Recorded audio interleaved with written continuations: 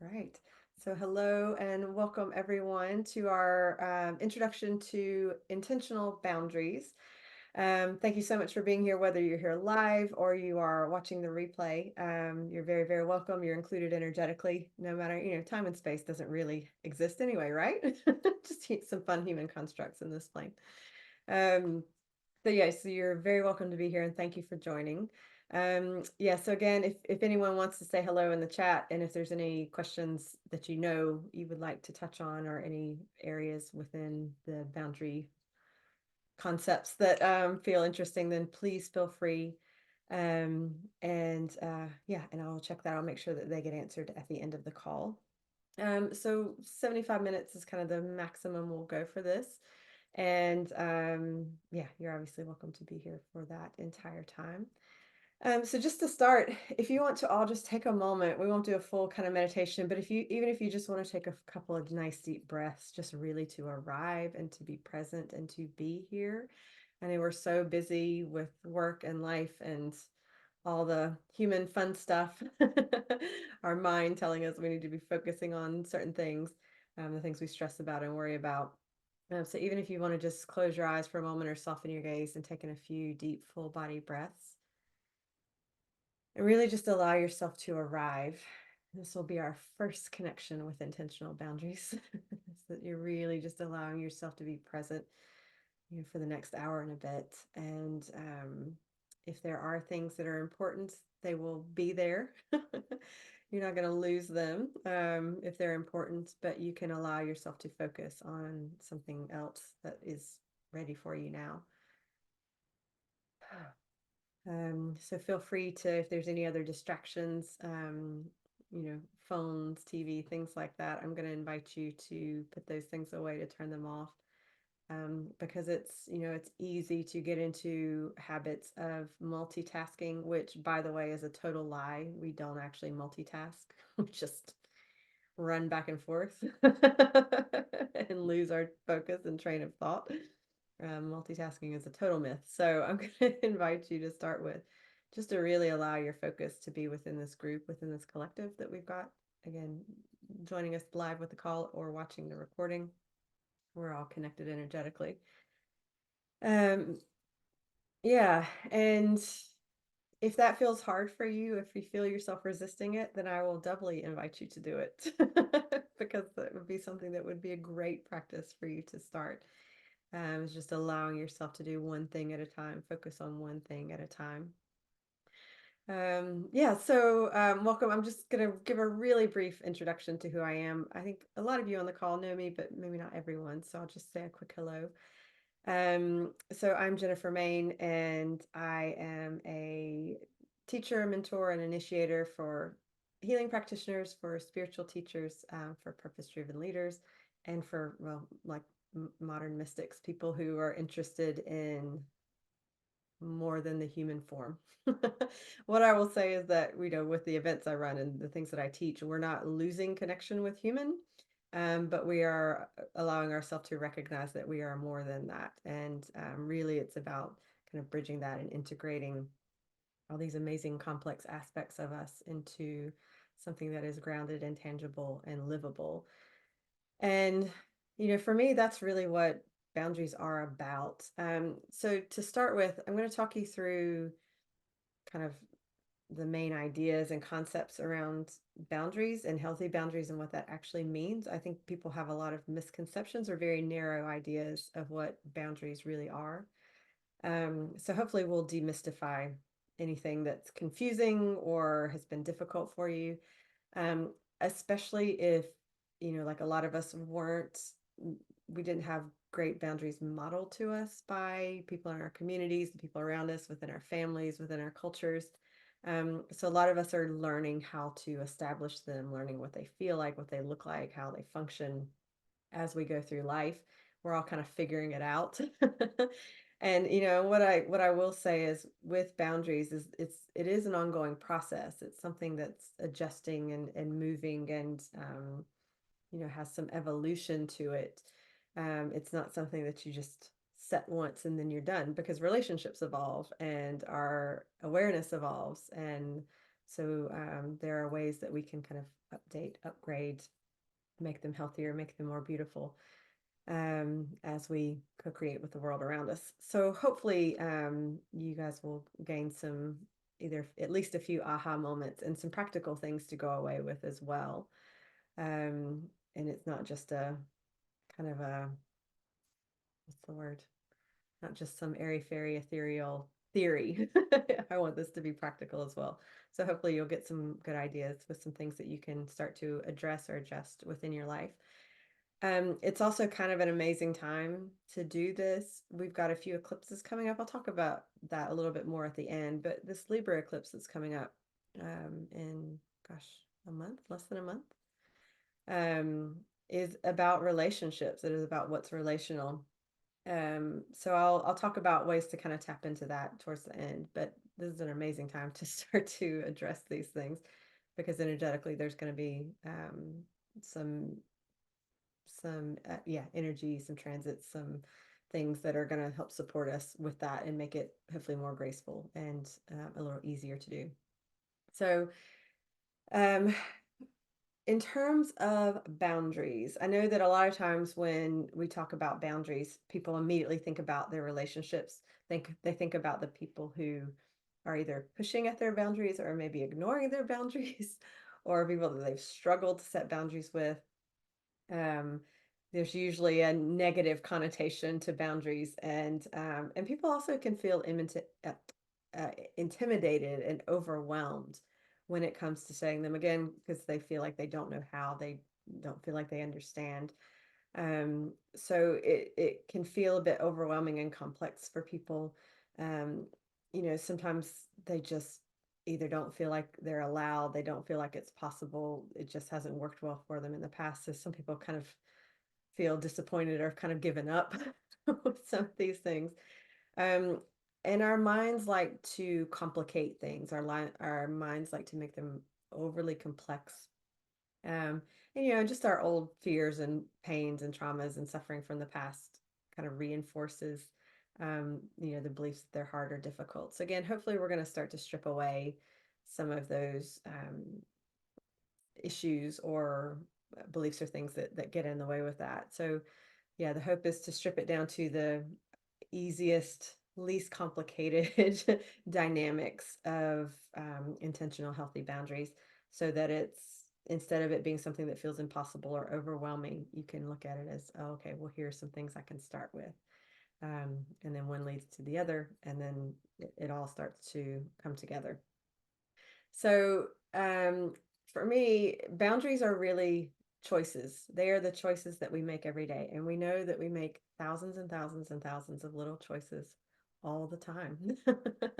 And this is just as simple things from what time are we going to get up? What are we going to eat for breakfast? What are we going to wear? How are we going to get to where we need to go? What's the route we're going to take?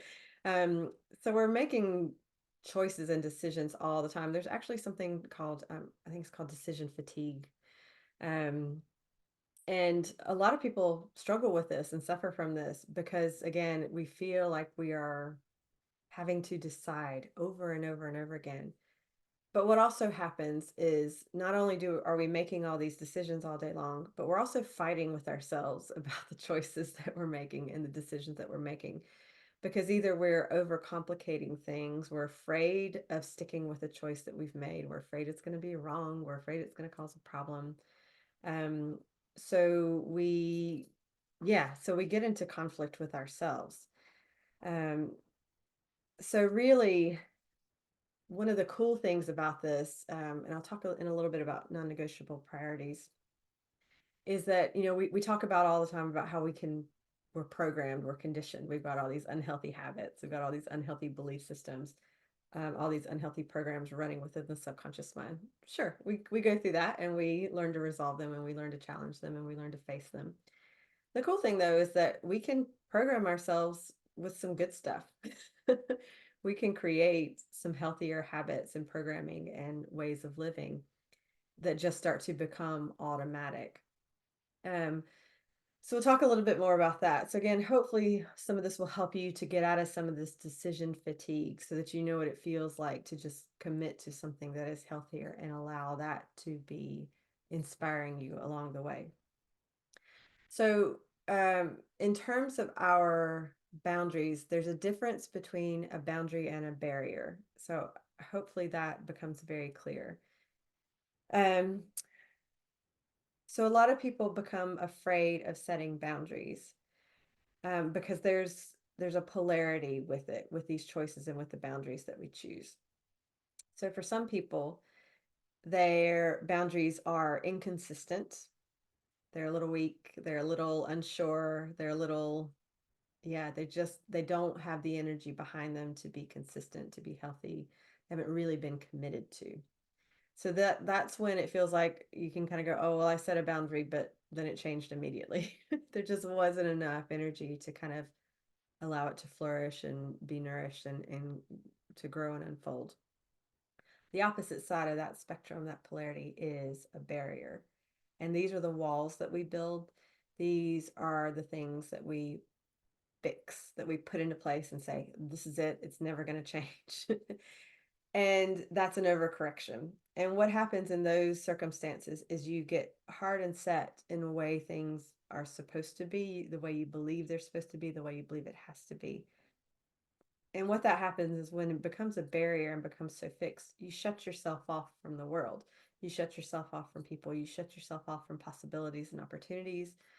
Yeah, you're not allowing a flow of life. And what happens is when we set a barrier, it's usually because we're scared. We're scared of the unknown. We're afraid to be vulnerable. We're afraid to take a risk. Again, usually there's a story in the past where there's been some pain, there's been suffering, where maybe we didn't quite get the boundary right, or it wasn't as healthy or aligned as it could have been. And so a lot of people, and what's interesting about the polarity is that nobody just stays in one or the other.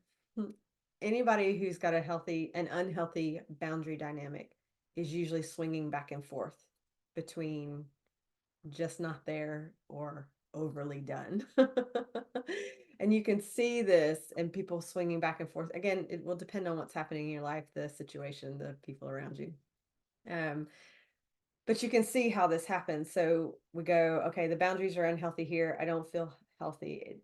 I don't feel like I'm being respected or honored or seen, or I'm not having the relationships that I want to have. So I'm really scared. So I'm going to put a bunch of barriers in the way so that I don't have to talk to anybody. I don't have to deal with anybody. There's nothing unknown that comes into my life. I just do the same thing every day, all the time. And then we get bored with that because we're so unfulfilled by it, that we swing back to, okay, well, just anybody can come into my life and I'll just put up with anything and I'll be a people pleaser and I'll just say yes to everything. And so again, this swinging energy is what we're often going through. Now, again, this can be with people in our life, it can be with family members, it can be with a partner, it can be with friendships, it can be with your work mates. So again, this can be with people. This can also be with the things in your life. So anything that's relational. So this could be your relationship with food, your relationship with your body, your relationship with movement, your relationship with creativity, your relationship with money, because really everything is relational. It's how you relate to it, how you see it, and how you react or respond. So what happens is when you start to recognize these patterns and where you're in these extremes and you start to adjust it, even if you just choose one relationship to address to start with, if you can kind of clean that up and get clearer on that, that'll start to ripple out to all of your other relationships too. That's what's really cool about this. So I think sometimes people can feel overwhelmed because they're like, oh my God, I got to change everything in my life. It's going to be so hard. It's so difficult. It's so overwhelming. Pick one. Choose one relationship with a person or a thing or a dynamic, and you can start to recognize what you can do to start to bring that more into alignment. So we'll talk a little bit more about that in a couple minutes too. So in terms of choices, because again, the boundaries are based on the choices that we make every day. It's what we're saying yes to, what we're saying no to. What I find is useful, if you want to find a place to start, what I find is useful for a lot of people is to start to recognize where they can start to say no, where a healthy no would be really beneficial for them. And I say that because if you are not saying no to things in your life that are unhealthy, this is where you start to feel inundated, where you start to feel invaded, where you start to feel overwhelmed. You feel like you're losing your life, you're losing your time, you're losing your energy, you feel sucked dry by a job or a relationship. It's this real feeling of burden and heaviness. I'm sure you can probably feel some of this as I'm talking about it, because we can all think of at least one thing in our life where we may be in this scenario. If not, congratulations, you're great. Most people probably can see some stuff. Um, so yes, and what happens is when we don't say no, when we don't have the discernment to identify what we do not want, our life fills with all kinds of stuff. And when our life and our energy and our space is filled, then there's no space for anything else. It's hard to even see what the options are. So like the picture that comes to mind, I don't know if y'all have seen Labyrinth before. There's this one bit where she's in her old house and there's all this stuff like it's falling through the walls into her room, and she's just getting covered with all this stuff and stuff and stuff and stuff. And that's kind of the feeling of it. So you may be able to see this in your physical space. So for people that have a lot of clutter in their lives, if you're just hanging on to a bunch of stuff and you don't love it, you don't use it, you don't actually want to have it there. As Marie Kondo says, it's not sparking joy. I do kind of love that. That's a great indication that you're missing out on some no's. And again, there will be all kinds of reasons and justifications. I get it. I totally get it. And what I would say is there's an opportunity there to recognize that this is a sign that your boundaries need to be addressed.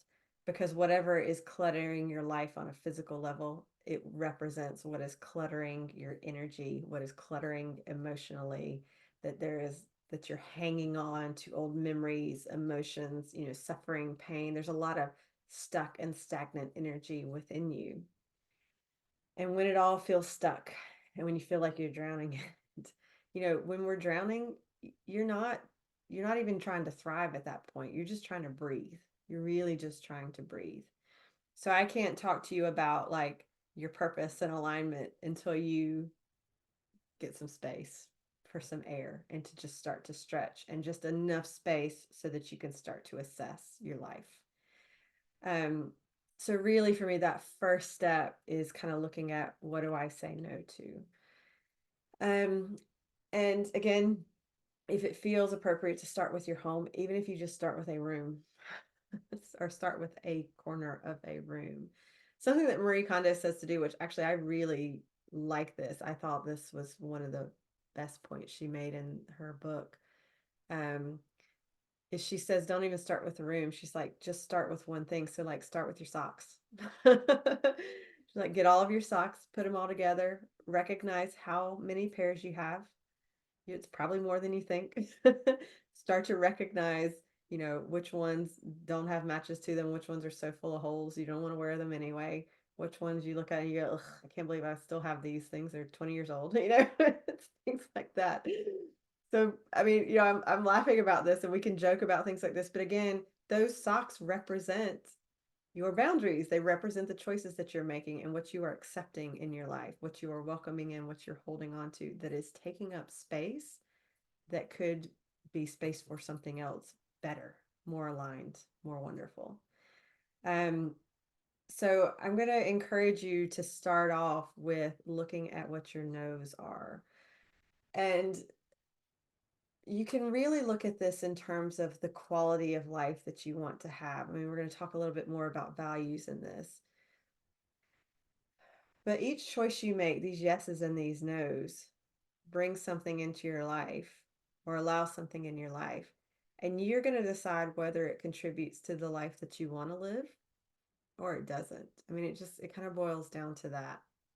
And if you are unable to say no to the dynamics, to the choices, to the treatment, to, whatever it is that's there that is a burden, that is misaligned, that is making you feel sick or drained or ill, then there's not a lot you can do to invite in something good, because then that thing you don't want is just taking up too much space. It's taking up too much energy. So it's really, so really have a look at your physical space, have a look at your, yeah, it's great to start with your home or your office, or something that's physical, because you can really start to look at what are the emotions I attach to things? What are the emotions I struggle the most with? What are the justifications that, the reasons that come up over and over again that I just keep listening to, that I keep moving within that pattern? Um, really, yeah, tapping into that and recognizing whether, again, it's going to contribute to a life that you want to live, or it's just keeping you in that state of kind of drowning, overwhelm, exhaustion. Um, so that is really the first step, I would say, especially for people who are overwhelmed, where there's just too much going on. It's about saying no. One of the best things I did, um, was I started to look at my relationship with technology, with my phone, and my communication. So I did this years ago, where I realized my phone, the little red dot that comes up when you've got a new email or a new message or a new whatever, so many platforms now. That might be one thing, is just deleting some platforms, but up to you. Um, but I just started turning off all my notifications, because what happened was I realized that I would see that red dot pop up, and part of me would go, oh, I have to respond immediately. And your technology is so fast. It's got this really fast energy. So you can get caught up in that and go, oh, I have to respond immediately. And we don't. We really don't. And so I found that I was trying to answer an email as I was also running for a bus, and, not really taking the time to communicate in the ways that I wanted to communicate. I wasn't expressing myself. It was someone was taking the time to write an email for me, and I wasn't honoring that. And I realized that that trigger of the red dot was a part of that. So I just went and took the notifications off my phone. So I said no to that thing of I have to reply immediately and it has to be right now, because that alone will make you crazy.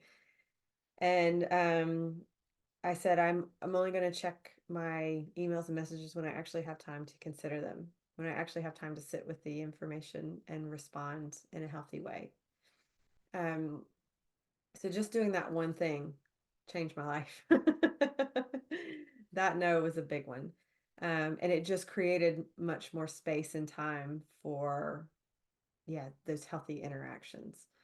So I would look at the things you feel like you immediately have to react to, like you feel like you immediately have to do something about, and really kind of questioning of, is that actually true? Like, do I actually have to have this type of relationship with that?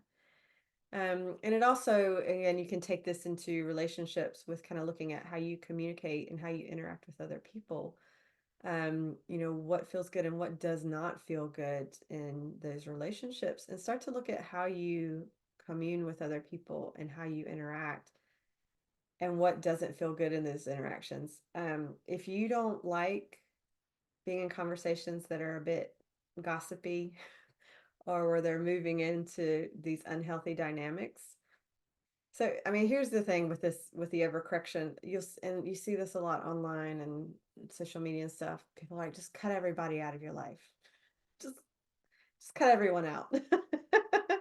That's an overcorrection. Because at some point in time, every person's probably going to trigger something or do something maybe out of alignment, or something that you don't like. Don't overcorrect. But what you might be able to do is start to change the conversations that you have, and start to redirect some of that energy and the focus within those conversations. Um, so again, it might just be worth looking at, what am I contributing to within this? Am I going along with these conversations that where, again, the energy doesn't feel good? I don't feel good in that situation.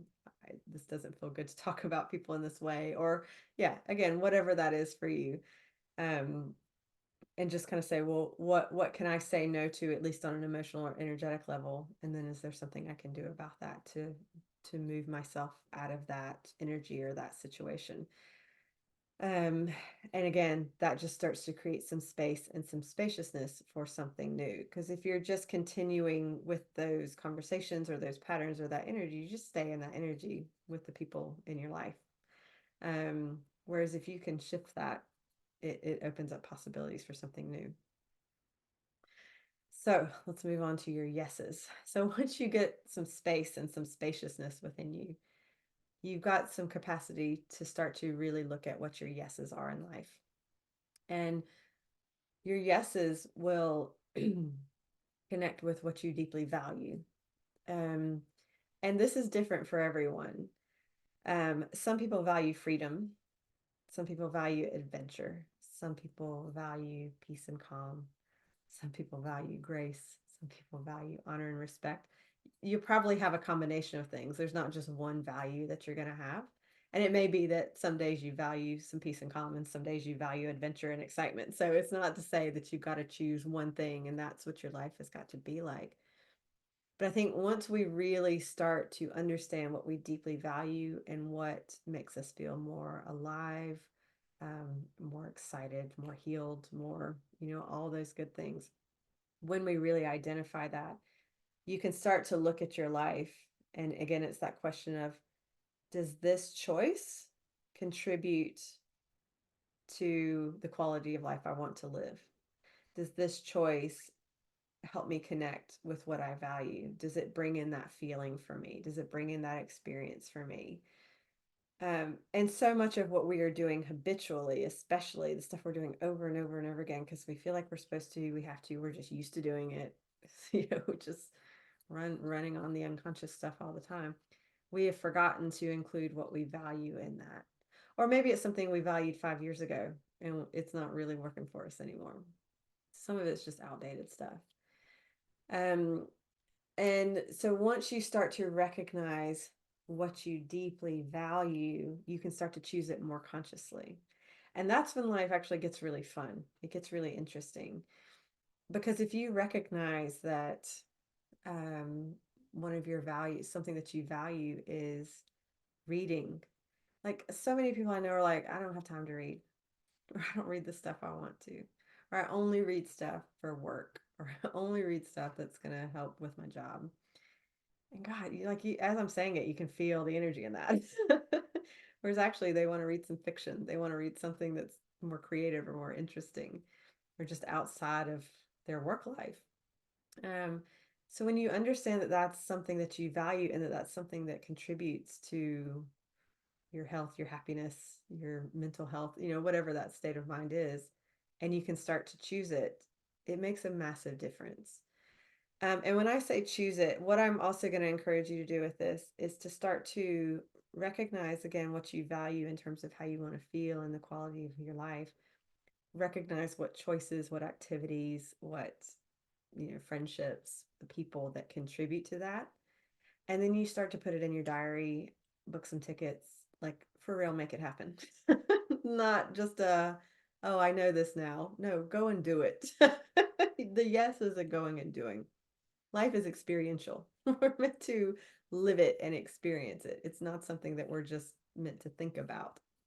Um, so one of the things that you can do is, so I know for myself, one of my values is live music, live theater. Like I love the energy of it.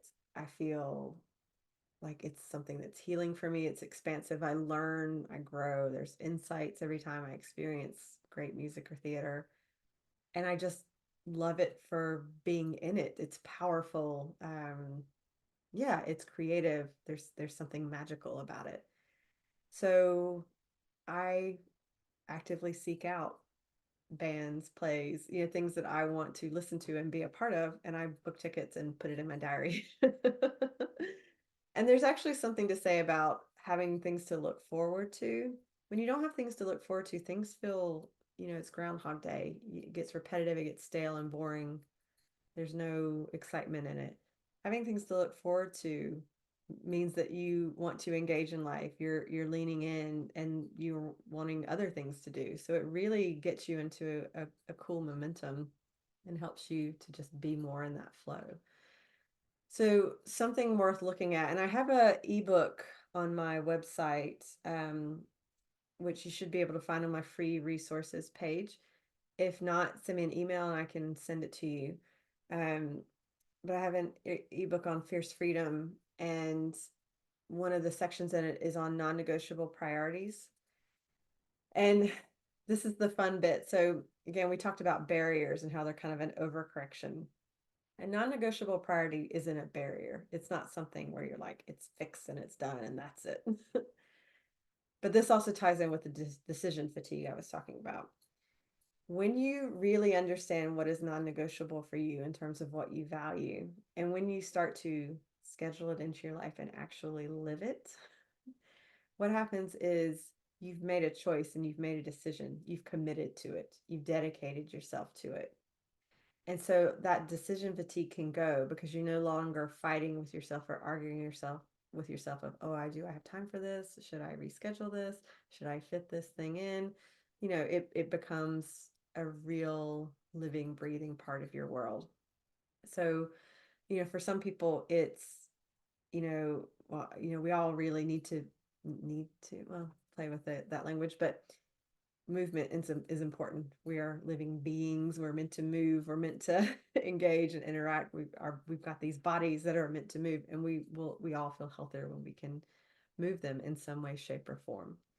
So I know for myself, if I move my body 4 times a week, I feel way better than when I don't.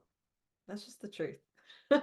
And I can justify, I can get caught up in work, I can get caught up in other things, I can get distracted, I can go watch Netflix all day long. I could do all those things. Or I can recognize that, oh yeah, if I move my body for half an hour, I'm going to feel way better all day than if I don't. And it can be, again, it can be very easy to say, oh, I should be doing other things. I should fit this in. I should do this instead. Please take all the shoulds out of your vocabulary because that will derail you quicker than anything. Those are beliefs. Um, but if you make it non-negotiable and you put it in your diary, you make that appointment, you block out that time, you honor that. That is the choice that you have made for yourself. That is this choice that you have made for your own self-care. And when I say self-care, I mean real, this isn't just bubble baths and a bar of chocolate. That's not self-care. That might be part of your self-care if that's something you really value and love. True self-care is boundaries. It's setting healthy boundaries, and it is giving yourself time and space to honor your body, to honor your mind, to honor your creativity, to honor your relationships. Um, and if you are putting yourself last in all of this, then um, you really need to work on your boundaries. You really need to start putting yourself in your life. Because if you're putting everyone and everything else ahead of it, this is where burnout comes in. This is where people start to feel depressed. This is where people feel taken advantage of. Some people start to resent their relationships. They start to resent the people around them. And it's because they are not looking after themselves. Oh, yeah, I can feel that. So, I mean, this is the call to look at how you are treating yourself and whether you are honoring your body, whether you are honoring this life. Like you are here for a reason in this lifetime. You're here to be you and to experience some joy and some fun, some laughter, some great connections. If you are denying yourself those things, this is where your yeses need to change. So it is about you saying yes to some things that maybe there is some vulnerability there. Maybe there is some risk there. Maybe there's a bit of the unknown in that. But it's in that unknown and in that spaciousness is where your opportunities lie, where things can change, where magic can happen. Because again, if you're just living the same day over and over again and you don't like that day, those are the choices that you're making over and over and over again. So it's time to shake that up and find some new yeses. Um, I will say that takes some courage. It takes courage to make change and to say yes to things. I'm going to encourage you to do it anyway, because that's what will change your life. That's it. It's your choices that will change your life. It will change the quality of your life. Um, so really have a look at what for you is non-negotiable. What are the things that are so important to you that you fit them in? And it could be simple things like, catching up with a friend once a week or going to the cinema or I mean anything and everything, painting, drawing, dancing around your house. It can be tiny little things too, wanting doing a weekend trip every quarter or every year. Again, it really depends on what you value. But so I'm going to encourage you to dig deep with that and not just settle for the easy things that feel like, oh, I could maybe fit that in every once in a while. Like really commit, make it non-negotiable, honor yourself, honor your life, honor your friends, um, honor your home, honor everything that's around you by making these healthy commitments to self-care, to these to to loving and nurturing the relationships that you have. Um, yeah, because that's what will make a change. And so what will happen is that as you figure out your nose and as you start to live those yeses, what happens is you'll stop swinging back and forth between those extremes and you're going to move more into alignment. And really, that's what we're all seeking. We're all seeking alignment in some way, shape, or form. And when we are aligned, we spend less energy in the decision fatigue, less energy debating with ourselves, fighting ourselves, in conflict with ourselves, in conflict with the world around us, because we understand our values so much and we're willing to commit to them. Life actually becomes much easier. It becomes way easier. And what happens is that you start to project out a clear energy of the quality of life you want to live, how you want to be treated, how you want to treat yourself, the types of relationships that you want to have. And the world starts to respond to that. People will respond to that even on subconscious levels. They may not consciously know that something has shifted in you. They may not understand that, but they'll respond differently to you because your energy is different and you are resonating in a different way. And I know one of the big, I hear this all the time when people talk about being afraid to say no or being afraid to change their boundaries, being afraid to change the dynamics in a relationship. They're scared they're going to hurt somebody else's feelings, that it's going to create conflict or confrontation, that the other person's not going to like it. Let me tell you, the biggest thing that you can learn is that healthy boundaries are compassionate and not just for you. They're compassionate for the other person too, especially if it is someone who is not used to being in relationship dynamics where those dynamics are healthy. So a lot of people don't even know that they are pushing people's boundaries. They may not be consciously aware that they're doing anything unhealthy or that they're creating a dynamic that feels uncomfortable or unbalanced or anything along those lines. So sometimes, us showing up, being really clear and being really decisive and just being really clear on, again, even just that knowing and understanding of, I want my relationships to be based in honor and respect. When that's the energy that you send out and other people pick up on that, then they're able to shift and adjust to that too. And you being clear on what you want and what's acceptable and what you want to nurture and cultivate and co-create with other people, it means that they're not unclear or fuzzy or all over the place or trying to figure out, oh, how's she going to be today? What's the response going to be today? It's different every day. That's hard for people to deal with. It's hard for you to deal with. It's hard for the people around you to deal with too. So when you're clearer and more consistent in that, then other people can tap into that and feel that as well. So that will change your relationships. It will make them so much healthier. Um, but again, it really does start with really how you treat yourself.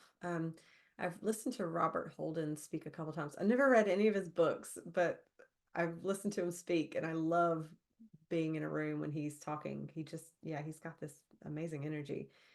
But he was one time, as a number of years ago, he was giving a talk, and wasn't necessarily on boundaries, but he was talking about, it was along the lines of, whatever you want to experience, you become that first. And I was like, that's so clear. That's such a great point. He's like, if you want a good friend, be a good friend, if you want respect in your life, become respect, respect yourself. If you want loving relationships, become love. If you want more compassion in your life, be compassionate. And I think we're often looking to others to provide things for us. Yeah. And actually, we have that capacity within ourselves. And the more we share that with ourselves, give that to ourselves, just be those things, the less dependent we are on other people to give that to us. So just kind of feel into that energy for a moment and the difference in that. There's a big difference in that. I had a realization a few years ago where I think I was feeling unsupported in some things. I felt like I was struggling a little bit on my own. I was feeling a bit tired from it and just like, why, feeling like I couldn't depend on some people. It was things like that. And I just had this realization. I was like, well, why is part of me trying to obligate other people to be dependable in the way I think they should be dependable or show up in the way I think they should show up? What if I could just, you know, allow myself to be strong, to be healthy, to nurture and look after myself?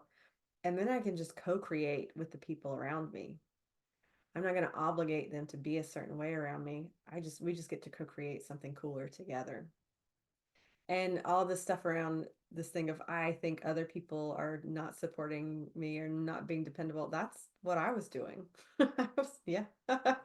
I was not following through with things. I was not looking after myself as well as I could. So that exhaustion, that tiredness, I was creating that and then wanting somebody else to sort it for me. So again, I think we can all kind of go through these phases and recognize, and we're not always, we're not consciously doing it. We're not trying to make people be a certain way, but our unconscious mind can really believe that stuff, and it can create resentment, it can create frustration. We feel let down, we feel disappointed, and really it comes back to, well, how am I showing up? What am I choosing each day? And am I looking after myself and taking care of myself? So yeah, so I really love that point of, if you want a good friend, be a good friend. It's like, oh yeah, it's really simple.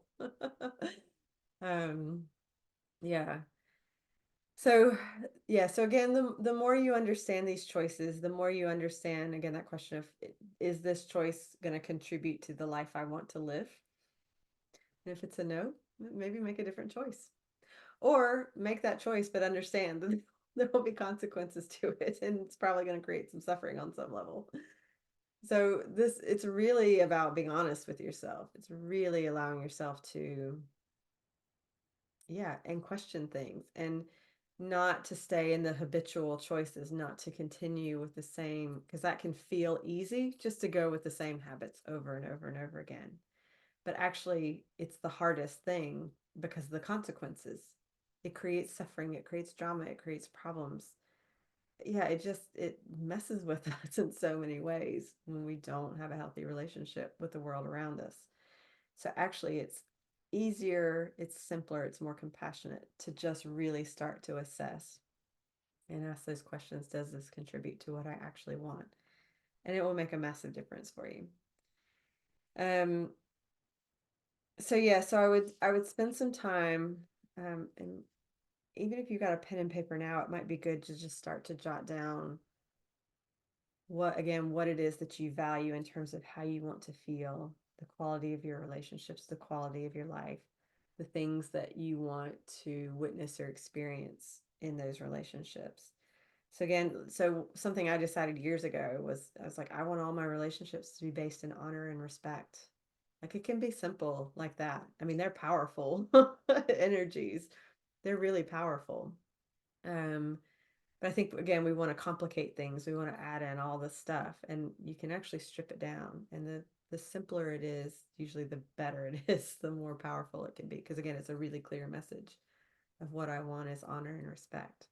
So if you want to add that, that your life is, something that you value is honesty, something that you value is grace, something that you value is acceptance, or really being seen for who you are, really people really hearing you in your expression.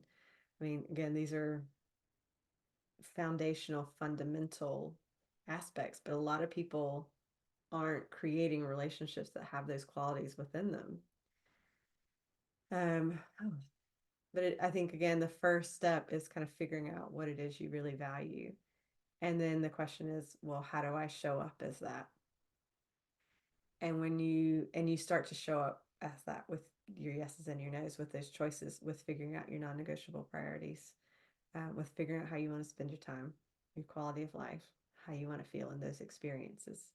It really, I mean, again, if you strip it down to those kind of foundational things, it becomes much clearer.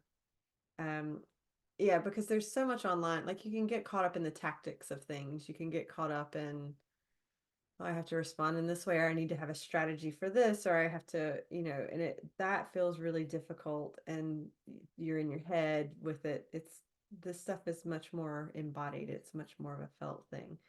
So I'd encourage you to get out of the strategies and just get into the what would a relationship that's based in respect look like and feel like? How would we communicate with each other? How would we see each other? Would we see each other for all of our faults and the things that we got mad at each other 10 years ago and all the blame and the stuff we project and pile onto each other? Or would a relationship based in respect be, I really see them, like I really hear them, I listen to what they have to say. Um, I honor who they are as a person. Um, yeah, it's things like that. And if things are kind of moving out of whack, if they're kind of skewing, if that's not showing up, the question then becomes, what can I do to help that evolve? Oh, yeah, breathe through that. um, and again, it may be that you've had, I mean, everybody will have interactions with people where there was respect and honor. Sometimes we have a hard time connecting with it. Sometimes we have a hard time seeing it because we've got our barriers up. We've got our walls up. We're scared to connect with people. So again, that stuff can get in the way. If your defenses are up all the time, if you feel like you're fighting against the world or things like that, those are the things that get in the way of that. But again, I would say that's you not respecting some of the greatness in the world, some of the possibilities that are there, the goodness that's in other people. You're projecting your old fears and things onto that. So it's really about kind of looking at how can I see the truth of that person? How can I see the truth of this situation without my old stuff getting in the way? Yeah. Um, so what I would encourage you to do, and again, even if you wanted to do this tonight at some point or over the coming week, is to, draw out a chart or write a list or, whatever feels good for you, and really look at the aspects of your life where, um, yeah, just the different aspects of your life. So again, that'll be a little bit different for everybody. So, if you're someone who works or has a job, or if you're in education, you're studying right now, kind of look at your relationship with your work or your study. Look at how you feel in those experiences. Are you honoring it? Are you engaged in it? Is it taking over your life, or are you pushing it to the side because you don't have the time or the energy for it? Look at things like your self-care practices. So whether that's a regular meditation practice or a yoga class, or um, just time to read, or time to study something that you're interested in. Yeah, again, the things that contribute to your life on a regular basis that are looking after you. That could also include, your relationship with food, your relationship with movement, how you look after your physical body too. I would look at things like your relationships, so partners, family, friends, those that kind of more inner circle or middle circle of your life and what's going on there. And then I would really look at, and that's usually kind of the core stuff that people know to look at, which, yes, do all of that because that's a big chunk of our lives for a lot of us. I'm also going to encourage you to look at your creativity and whether you actually allow yourself to express your creativity. Now, I'm not saying you need to be an artist or good at it. But I mean, it could be simple things like journaling. It could be, getting your paint set out and painting a picture that nobody even has to see, that you get to do something fun and creative and enjoyable. It could be a cooking class, a singing class. Um, yeah, whatever it is that you writing poetry, whatever that you want to do that's creative. It could be something you enjoyed as a child that you stopped doing. Creativity is so important for our quality of life. And it's the thing that people cut out first because they don't have the time. Um, Look at your fun and your play, like what you just do for the fun of it, what you just do for the joy of it. Um, and again, allow yourself to schedule that in. if you, the most fun thing you could do is go to a festival or I don't know, go find a friend and go swing on the swings. That's what I find fun. Um, or just catching up with a friend and having a laugh for a couple of hours. Like, again, these things are good for our souls. This is important to us. It's not something to be dismissed. Make it non negotiable. Look at your spiritual practices and your spirituality. You know, we are more than human, we are divine. And if we are only dealing with the human stuff and we are not nurturing our spirit and souls, we feel lost and we feel unfulfilled. So, whatever fulfills a spiritual practice for you. So, again, it could be meditation, it could be Tai Chi, Qigong, whatever helps you to tap into, the more than beyond the human. If it's talking to angels or guides or talking to nature, what is that for you? And again, it doesn't have to be complex. Again, I would say the simpler you make it and the more interesting or fun you make it, the better. But what can you do on a regular basis that taps you into that inner spirit? And also, like I've written educational, but that could be just things that you're interested in learning about. If you're interested in learning more about blue whales. I mean, like, go find some stuff online, watch some blue planets, whatever, whatever it is that you kind of go, oh, that's a cool thing. I'm interested in that. I want to learn more about that. And please, if it's something that doesn't apply to your work or anything else in your life, but you're just interested in it, even more so, go do it. It doesn't matter if it's frivolous or childish or stupid or, all these judgments that we make about it. If it's something that interests you, go learn about it. I was speaking to somebody last night who someone she knows is like super fascinated with worms, which I was like, I would never think to study about worms. Obviously, she's interested in how they work with the soil and how they help to air and nutrient, all these things, and with composting and gardening and things like that. But this woman's like dedicated all this time and energy to worms. I was like, how cool is that? It's not my bag, but she's in love with it. So find something that you just go, I just want to learn about it because it's going to be cool. It's going to be fun. It's not something I need to turn to a hobby or, whatever else it is. Really allow yourself to play with that. And it really is about kind of shifting your priorities and shifting your yeses and nos so that those yeses include the things that nourish you, that nourish your spirit, that just allow some more fun and light and joy into your life. Um, and you can start to say no to the habitual, obligatory shit that you don't want to do that isn't contributing to your life or to your happiness, that's being done because you feel like you're supposed to or you should be doing it. Um, yeah, again, because that is not useful for anybody. It doesn't help anybody. And what I will say as well, with those no's, with the stuff that's being done, that's a burden, that's an obligation, we think that we're doing it for people. That's the excuse we give. We think that we have to do it for people. If we are doing something out of obligation, the other person feels it too. And our friends and our loved ones don't want us on a deeper level. They don't really want us doing things that don't feel aligned or healthy for us. They don't want to feel like a burden. They don't want to feel like a problem. They don't want to feel like something that's an energy drain. So it's worth really looking at the why behind those choices. Why are you choosing to do that stuff?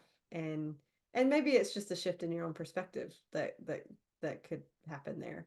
But maybe there's something else that would be healthier for them. Or that would be more fun for the two of you to do or experience. So I would really question the obligations in your life and the burdens and the energy drains and the why you're saying yes. And if it's something that, I have to, I should, then I would really pull that apart and question it and see what's going on there. See if there's something you can shift into that's a healthier yes. Oh, yes. Um, so really what I love about this is that obviously if you're really doing this stuff, it's going to help you to feel healthier because you're going to be making healthier choices. So your body's going to thank you, your mind's going to thank you, your relationships can improve.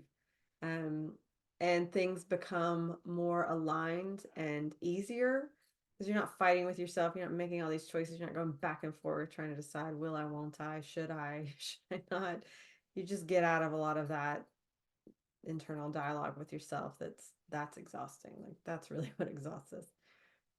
And what happens is when you start to come more into alignment, you have more energy to do the things you want to do and the things that call you because it's not being eaten up by all the stuff that's less important or isn't great for you to do anyway. And what that also does, and this for me is the beautiful part, I think healthy boundaries help you find and live your purpose. Really and truly. Because if all of your focus is being eaten up by stuff that you hate, then you don't have time for to explore who you are and to explore what the next phase of your life is about or to play with ideas of things that could evolve or shift or change. And the more you yeah, the more you really allow yourself to move into that alignment, it becomes less of a seeking, searching, pushing energy and more of a just a natural clicking into it. Because there's a lot of people seeking, searching, they're like running in circles. But again, they're so exhausted and their minds are filled with so much stuff, so much clutter, so much of everything else. It's hard to tap into that inner knowing and that understanding and awareness. And it's hard to make the choices to make the changes that are going to help you live that purpose in a more meaningful way or in a clearer way or an easier way. Our purposes. I don't think we just have one purpose. I think we have multiple. Um, and it helps you to understand who you are. Because again, if you're really tuning into your values and figuring out what your values are and what you really value in life, that helps you understand yourself. So instead of, people all the time are like, I don't know who I am. I don't know what I want. But they're living so out of alignment, they're having a hard time even seeing it's possible to tap into that or to explore that. So again, everything that you do, every choice that you make that brings you closer into alignment makes it easier for your life to evolve and change. And the more those barriers come down, the more opportunities are there. The more people that can show up for you to connect with, the more doors that you'll just recognize are open. They're open anyway, but if you got so much stuff going on you can't see them or feel them, that's that's the issue. So it's just, again, it's creating some spaciousness, allowing there to be a spaciousness so that you aren't so exhausted or overwhelmed. You can actually recognize what's there before you. Yeah. Um, so yeah, so for me, figuring out your boundaries and your choices helps you to live your purpose in a much easier way. We overcomplicate it. We make it real complex. We like to do that as humans sometimes. Um, but yeah. And again, it's remembering that healthy choices are compassionate for everyone. Everyone benefits from them. Other people may not like if you change some things immediately. they they might need some time to adjust. So give them some time to adjust. Um, but on some level, there will be a healing or a resolution or something will shift. Um, so yeah, I would encourage you, even if you're afraid it's going to create a conflict or a problem or a drama, I would encourage you to take the steps towards healthier conversations, healthier boundaries, honoring of your time and your energy and your space. Um, because the other person will pick up on that on some level too.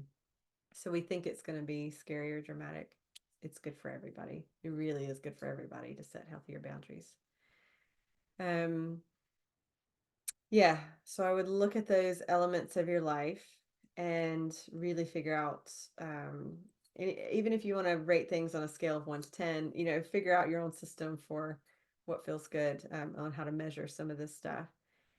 And, but again, I would say start with one thing, start with one area of your life or one relationship and focus on that and really spend some time meditating on it, looking at, what are the unhealthy emotions towards this? What are the belief systems around this? What are you blaming or projecting, or what are the fears in that? And start to look at the actions that you can take that are different, how you can approach things in a different way, how you can see it in a different way. And if you address that one area, that will start to ripple out to the other areas too, because it's all connected. It's really all connected. So we can get overwhelmed because we think it's all too much and it's too hard, but it's really all connected. And as soon as you start, things start to evolve, things start to change, things start to improve. Um, so like, especially with so we'll talk a little bit about the eclipse that's coming up. We've got, so it's March the 24th, I believe. Um, there's a Libra lunar eclipse, and Libra is relationships. So everything we've been talking about tonight, all this relationship stuff, is Libra. So even if you don't know much about astrology, don't worry. I'm not going to go too high or complex with this. Just know that, in the next few weeks, there is going to be an emphasis on our relationships in our lives. So again, with people, with money, with food, with nature, with, whatever that is. So, it may be that some things get highlighted that you need to address. If things get triggered or they come up, it's showing you that this is the thing to look at. I would also say choose something that feels important to address. If you're really struggling with, it could be smoking or a sugar addiction. We can be addicted to loads of different things. But I would look at one thing, take one aspect, and start to meditate on that. See what you can do. Recognize what you're trying to get from it that it's not actually giving you, because that's really what happens with so many of these relationships. Again, like I was saying, we obligate. We want other people or other things to give us something, to rescue us from something, to fix something, and they can't actually do that. So really kind of look at, what am I trying to get by eating too much sugar? What am I trying to get through, I don't know, just scrolling on Netflix or just scrolling through my phone for hours at a time? What is it that I'm trying to get in this relationship? And then start to ask, well, is there a way I could actually get that? Is there a way I can actually create that myself? Um, because again, sugar is not going to give you what you want, unfortunately. Sorry. But unconsciously, we're demanding that of it. We're trying to make that work. Um, so yeah, I would spend some time in the coming weeks meditating on that, seeing what you can do to address that. If there's ways you can be more proactive, more healthy, there's certain actions you can take. Um, yeah, all through kind of March and into April, I would really focus on that. So you've definitely got some time to look at that. And eclipse energy is great because there's movement with eclipses. You can't really stay stagnant with them. Unless you're really fixed and fighting hard, you can try. Wouldn't advise that. Don't put up those barriers. Um, so there's movement with that. So let that eclipse energy kind of help guide you and help you move along, because some stuff can shift. They're very cool. So in terms of kind of future events with me, I'll just really briefly talk about some of that. In case you're interested, you can have a look. So in a week, on the 11th of March, I'm going to do a clearing call. So we'll touch on a lot of the stuff we talked about tonight, but we're going to go in and do a lot of healing work. So we're going to resolve some old belief systems, some old emotions. These can be things from past life issues. It can be ancestral stuff. It can be just collective consciousness, cultural beliefs. Wherever it comes from, it doesn't matter as much. It's just being able to work through that stuff and resolve it so that you're not unconsciously tripping yourself up and staying in the same habitual patterns that you've been in for sometimes lifetimes. So you're really welcome to join us on the 11th for that. So for this spring, so the spring starts on the 20th. We're starting it on the 19th of March. So for the few months of spring, the season of spring, I'm going to be holding events every other week, all about boundaries. And we're going to deep dive into this stuff. We're really going to go deep in each call. There will be healing and meditation included in those. And we're really going to go, so everything we've kind of touched on tonight, you're going to have time to really get into the nitty-gritty of it and understand more clearly what's been motivating a lot of the choices and the decisions and the dynamics that haven't been serving you. So if conscious boundaries, intentional boundaries is something that you're really struggling with, and let's face it, a lot of us are as humans, we don't aren't always great with it. Um, so there's some options for that. You can either just join the events that call you as single one-off events, or you can join our Remembering Collective, and you can just pay on a monthly basis and get the calls within that month that you pay. So the Remembering Collective calls include basically all the online events. So it'll be the every other week, the Conscious Boundaries classes, and then any events we have for the equinox, the two eclipses, and the solstice in June. So again, you can just book as and when if you want to, or you can join monthly. And if you join monthly, you get access to the events and the recordings and the library of recordings. So you actually get more than you would with just the one-off events. So yeah, so my hope is that, with kind of 3 months to go through it, we can really get deep into some stuff and really make some profound changes. Because, calls like this are great to get some ideas and some clarity, but it's good to have some support. And sometimes people like having a bit of accountability. They know, oh, if I've got a call coming up in a few days, let me address some of these things that we talked about last week. But at any point, if there's any questions about any of this, you're really welcome to get in touch with me. And yeah, I'm happy to hear from you. But again, I would say for the next month or so, if you're just gonna kind of look at one thing, that's not a bad idea. Really focus on that one. But yeah, but obviously you're welcome to join us for more. Yes, hello everyone. Yes, yes. um yeah, and Lester, you're absolutely right. Healthy boundaries are, revisiting it is a great thing. A good time for a tune-up. I love that. It's so true because, like I've written a book on boundaries. I've been talking about this stuff for years. I still have to check myself sometimes. I still have to recognize if there are times where things are slipping a little bit, where I've gone a little unconscious, or I'm kind of missing some things, or I haven't read a situation very well. So what I want to encourage you with is if you're not getting it 100% right 100% of the time, don't beat yourself up. There's nothing wrong with you. It is a learning process and it is a practice. And, and your relationships will evolve as you evolve. So they'll become healthier and healthier. And then if you recognize that, oh, okay, now I see in this area, this can be adjusted, or I can address this area of my life now, then you just continue with that process and you just become more aligned and more aligned and more aligned. So yeah, absolutely. A tune-up is, is definitely a good thing to do.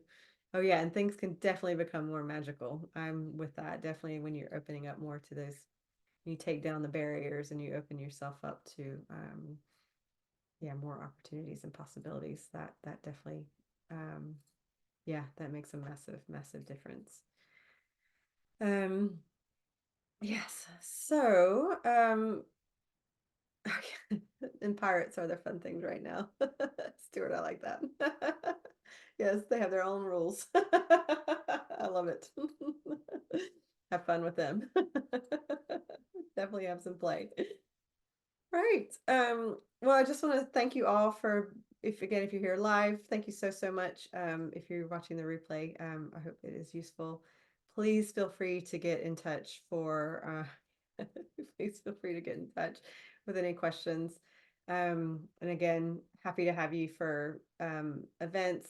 I also, if you feel called to join me for one-to-one sessions, or my book, which I always forget to talk about, a book called The Space Between Unconscious Boundaries. If you feel like you'd like to sit and read through that at your own pace, that's also on all on my website at withjennifer.com. But thank you all so much for joining. It's been great to connect with you. I hope you have a wonderful evening, and yeah, I hope to hear from you soon. Thank you.